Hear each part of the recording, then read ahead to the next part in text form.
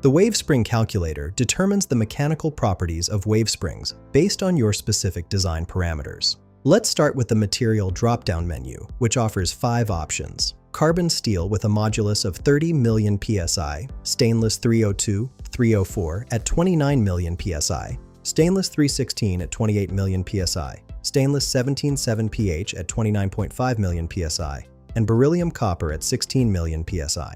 For this demonstration, I'm using carbon steel. Next, enter the outer diameter in inches, followed by the inner diameter in inches. The number of waves field accepts a minimum of 1, while the number of turns can be as low as 0.25. Finally, input the thickness and deflection, both measured in inches. After clicking Calculate Wave Spring, the calculator generates several critical outputs. These include the spring rate, which tells you how much force is required per unit of deflection, the load at your specified deflection point, and the stress levels in the material. You'll also see the solid height, which is the fully compressed dimension, and the spring's natural frequency. These values help ensure your wave spring design meets both performance requirements and safety factors. Find the link in the description below.